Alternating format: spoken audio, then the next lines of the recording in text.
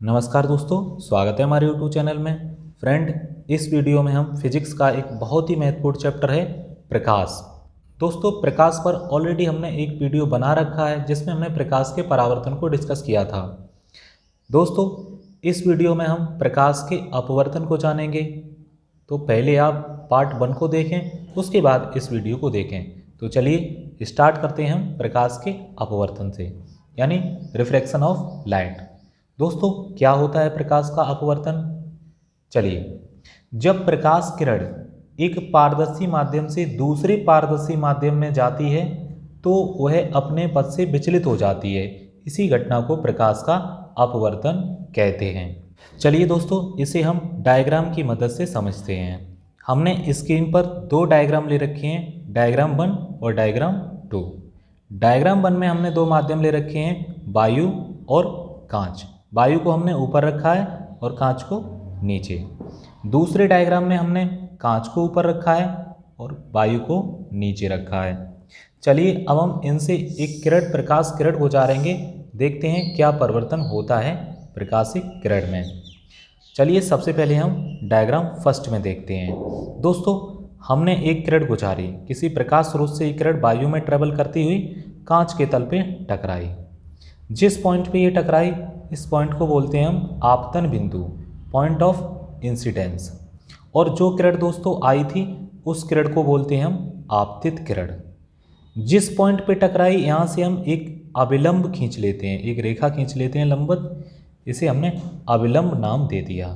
दोस्तों अब ध्यान से देखिएगा, जो हमारी आपतित किरण है उस किरण को क्या सीधा जाना चाहिए था, लेकिन ये सीधा ना जाके ये इधर अभिलंब की तरफ झुक गई। जो किरण ये अभिलंब की तरफ झुक गई, इस किरण को हम अपवर्तित किरण कहते हैं, यानी रिफ्रैक्टेड रे। तो दोस्तों ये किरण सीधा ना जाके क्या हो गई, विचलित हो गई, यानी ये अभिलंब की तरफ झुक गई। अब दोस्तों इसी चीज को हम डायग्राम 2 में करते हैं। डायग्राम 2 में भी हमने सिमिलरली एक किरण गुजारी, जो हमारी आपतित किरण है। ये किरण जिस पॉइंट पे टकराई वो हमारा आपतन बिंदु हो गया। अब ये किरण दोस्तों सीधी जानी चाहिए थे, पर सीधी जाने की बजाय ये भी विचलित हो गई, पर ये अभिलंब से दूर हट गई, अभिलंब की तरफ झुकी नहीं। जबकि पहले डायग्राम में जो किरण थी, जो अपवर्तित किरण थी, वो अभिलंब की तरफ झुक गई थी, और इस डायग्राम में अभिलंब से दूर हट गई। दोस्तों यह परिवर्तन क्यों होगा, तो चलिए हम समझते हैं। दोस्तों सबसे पहले हम थोड़ा सघन माध्यम और विरल माध्यम जान लेते हैं। सघन माध्यम ऐसा माध्यम होता है जहां प्रकाश का वेग कम होता है, यानी उसे हम सघन माध्यम कहते हैं। फिर दोस्तों आता है विरल माध्यम। ऐसा माध्यम जहां प्रकाश का वेग अधिक होता है उसे हम विरल माध्यम कहते हैं। जैसे दोस्तों वायु और पानी है। अब दोस्तों वायु में प्रकाश की चाल क्या ज़्यादा होती है और पानी में प्रकाश की चाल क्या कम होती है। तो जिसमें प्रकाश की चाल अधिक होती है वो हमारा होता है विरल माध्यम, यानी वायु जो है पानी के सापेक्ष विरल है और पानी वायु के सापेक्ष सघन है। इसी प्रकार से हम कांच और पानी को लेते हैं। अब दोस्तों देखिए, प्रकाश की चाल पानी में अधिक होती है और कांच में क्या होती है, कम होती है। तो यहाँ पे कांच क्या हो गया, सघन माध्यम हो गया, यानी जहाँ प्रकाश की चाल कम होती है वो माध्यम सघन माध्यम होता है, और पानी क्या हो गया, विरल माध्यम हो गया। यानी कांच के सापेक्ष पानी जो है विरल है और कांच सघन है। इसी प्रकार से कांच और वायु लेते हैं, तो कांच में प्रकाश की चाल कम होती है और वायु में प्रकाश की चाल अधिक होती है। तो किस में कम है, कांच में। कांच क्या हो गया, सघन माध्यम हो गया, और वायु क्या हो गई, विरल माध्यम हो गई।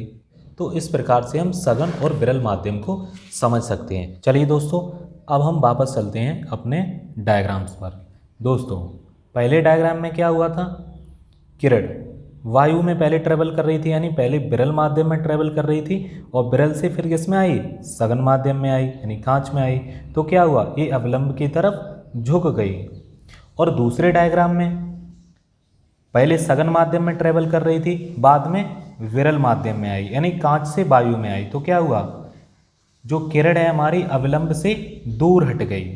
तो दोस्तों यहाँ हम समझ सकते हैं, पहले डायग्राम में सबसे पहले हम समझेंगे कि जब प्रकाश किरण विरल से सघन माध्यम में जाती है तो अविलंब की तरफ झुक जाती है। जी हाँ दोस्तों, और दूसरे डायग्राम से सिद्ध होता है कि जब प्रकाश किरण सघन माध्यम से विरल माध्यम में जाती है तो अविलंब से दूर हट जाती है। दोस्तों इसे आप इस तरीके से याद रख सकते हैं। देखिए पहले डायग्राम में क्या हुआ, प्रकाश की किरण पहले वायु में चल रही थी, यानी वायु में प्रकाश की चाल ज़्यादा होती है कांच की अपेक्षा, तो यहाँ प्रकाश की चाल ज़्यादा थी। अब कांच में आई तो कांच में प्रकाश की चाल क्या हो गई, कम हो गई। कम हो गई मतलब ये किरण जो अपवर्तित किरण है कहाँ, नीचे आ गई, यानी झुक गई। प्रकाश की चाल कम हुई तो किरण क्या हुआ, झुक गई। दूसरे डायग्राम को देखते हैं, पहले प्रकाश किरण काय में चल रही थी, कांच में, यानी सघन माध्यम में चल रही थी। फिर काय में आ गई, विरल में, क्योंकि विरल माध्यम में प्रकाश की चाल ज़्यादा होती है, तो ज़्यादा हुई तो ये ऊपर हो गई, यानी अविलंब से दूर हट गई, फास्ट चलने लगी इसलिए अविलंब से दूर हट गई। इस प्रकार से इन चीज़ों को आप याद रख सकते हैं। परीक्षा में ऐसे भी पूछ सकता है, दो माध्यम दे देगा और फिर कहेगा कि प्रकाशिक किरण अविलंब की तरफ झुक जाएगी या अविलंब से दूर हट जाएगी, तो आप वहाँ ऐसे ही समझ सकते हैं। सघन और विरल माध्यम अगर आपको पता होगा, ये पॉइंट आपको अगर याद होंगे तो आप प्रश्न को आसानी से कर सकते हैं। दोस्तों इन डायग्राम से हमें कुछ पॉइंट अभी और समझने हैं। देखिए जो हमारी आपतित किरण है, आपतित किरण और अविलंब के बीच एक एंगल बन रहा है, उस एंगल को बोलते हैं हम आपतन कोण, यानी एंगल ऑफ इंसिडेंस। इसे दोस्तों हम आई से डिनोट करते हैं। और दोस्तों अपवर्तित किरण और अविलंब के बीच भी एक एंगल बन रहा है, इस एंगल को हम अपवर्तन कोण बोलते हैं, यानी एंगल ऑफ रिफ्रैक्शन। इसे हम आर से डिनोट करते हैं। दोस्तों इसी प्रकार से दूसरे डायग्राम में भी होता है। चलिए दोस्तों यहाँ से हमारे अपवर्तन के कुछ रूल निकल के आते हैं, उन रूल को हम देख लेते हैं। पहला रूल है, आपतित किरण, अपवर्तित किरण तथा आपतन बिंदु पर अविलंब तीनों एक ही तल में होते हैं। ये रूल फर्स्ट है। सेकंड रूल है, किन्हीं दो माध्यमों के लिए आपतन कोण की ज्या यानी साइन और अपवर्तन कोण की ज्या का अनुपात एक नियतांक होता है, यानी साइन आई बटे साइन आर। ये एक कांस्टेंट के बराबर होता है। इस कांस्टेंट को, इस नियतांक को हम म्यू से भी प्रदर्शित करते हैं। दोस्तों इसी नियम को हम स्नेल का नियम कहते हैं। मोस्ट इम्पोर्टेंट है, इसे आप याद रखना। चलिए अब हम अपवर्तन के कुछ उदाहरण समझ लेते हैं। दोस्तों दैनिक जीवन में हम अपवर्तन की काफ़ी घटनाएं देखते हैं, तो चलिए आज उन्हें हम समझते हैं। देखिए अपवर्तन के कारण ही हमें जल में डूबी हुई सीधी छड़ टेढ़ी दिखाई देती है। जी हाँ दोस्तों, जल में अगर कोई साफ पानी में कोई लकड़ी डली है तो वो हमें कैसी टेढ़ी दिखाई देगी, तो ये प्रकाश के अपवर्तन के कारण ही होता है। दूसरा है, तारे प्रकाश के अपवर्तन के कारण ही टिमटिमाते हैं। जी हाँ दोस्तों, तारे जो टिमटिमाते हैं वो भी प्रकाश के अपवर्तन के कारण ही होता है। नेक्स्ट है, सूर्य उदय के पहले एवं सूर्यास्त के बाद भी सूर्य का दिखाई देना। जी हाँ, ये भी प्रकाश के अपवर्तन के कारण ही होता है। सूर्य उदय से पहले ही हमें दिखाई दे जाता है और सूर्य छुपने के बाद भी हमें कुछ देर तक दिखाई देता रहता है। ये प्रकाश के अपवर्तन के कारण ही संभव हो पाता है। नेक्स्ट है, जल में पड़ी मछली वास्तविक गहराई से कुछ ऊपर दिखाई देती है। जी हाँ दोस्तों, जल में कोई वस्तु पड़ी है, मछली है या फिर कोई सिक्का है, वो हमें वास्तविक गहराई से थोड़ा ऊपर दिखाई देता है। ये प्रकाश के अपवर्तन के कारण ही संभव होता है।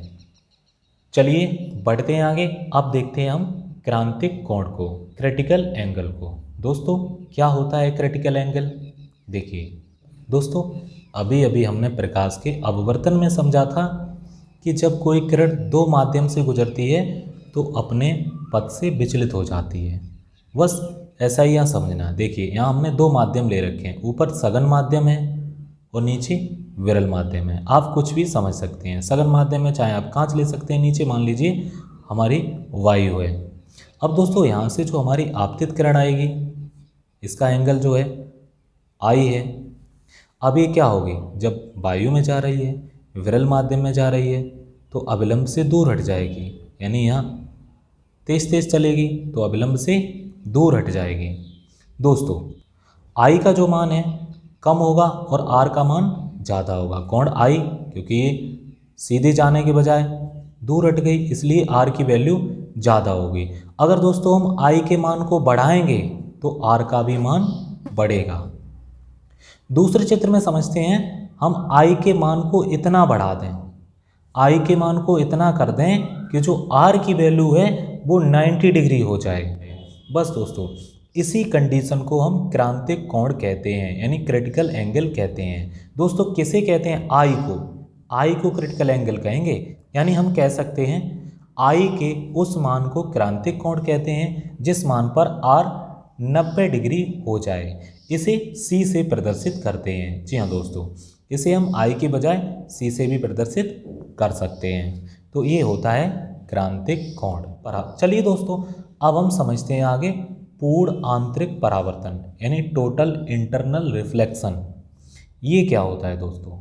अभी दोस्तों हमने जब क्रांतिक कोण को समझा था, हमने आई के मान को इतना कर दिया था कि आर की वैल्यू हमारी 90 डिग्री हो गई।